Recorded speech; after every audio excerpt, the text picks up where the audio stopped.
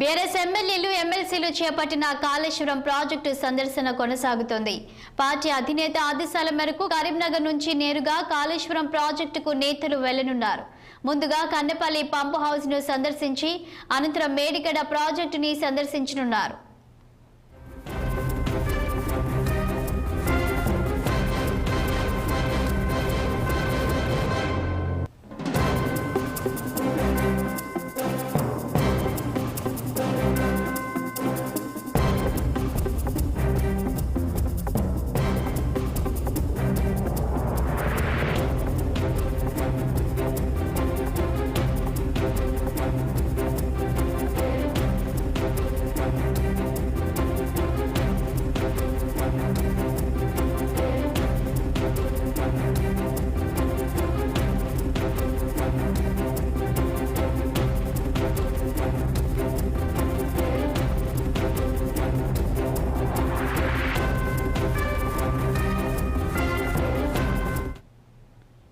BRS ఎమ్మెల్యేలు ఎమ్మెల్సీలు చేపట్టిన కాళేశ్వరం ప్రాజెక్టు సందర్శన కొనసాగుతుంది.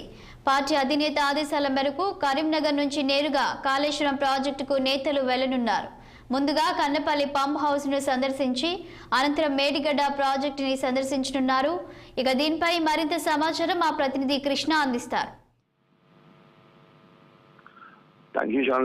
ఏదైతే కేసీఆర్ ప్రభుత్వం ప్రతిష్టాత్మకంగా తీసుకుని నిర్మించిన కాళేశ్వరం ప్రాజెక్టు ఉందో ప్రపంచ దృష్టిని కాళేశ్వరంలో చూపిస్తామని చెప్పేసి ప్రపంచ పటంలో కాళేశ్వరం ప్రాజెక్టు చూపిస్తామన్న కేసీఆర్ ప్రభుత్వం ఎన్నికలకు ముందు ఏదైతే Medigadda pump house Lakshmi pump house దగ్గర 9 పిల్లర్లు కుంగడం వల్ల దీన్ని ఆయుధంగా తీసుకొని కాంగ్రెస్ ప్రభుత్వం ఎలక్షన్ ముందు ఆయుధంగా తీసుకొని అధికారంలోకి వచ్చింది. ఆ తర్వాత ఎంక్వైరీ కమిషన్ వేశారు. ఎంక్వైరీ కమిషన్ తర్వాత కాళేశ్వరం ప్రాజెక్టు మీద చాలా ఎంక్వైరీ రిపోర్ట్స్ కూడా వచ్చాయి.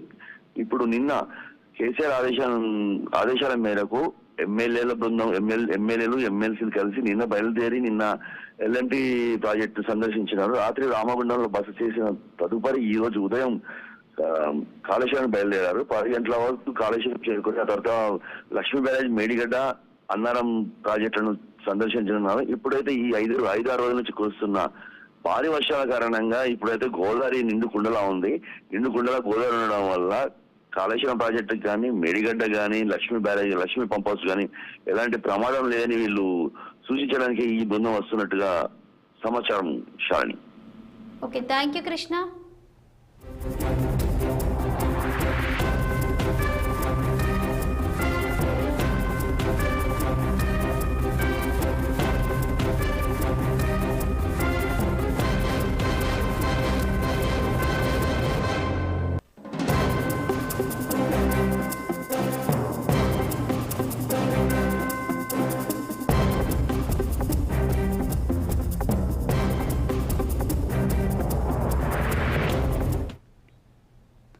నిర్మల్ జిల్లా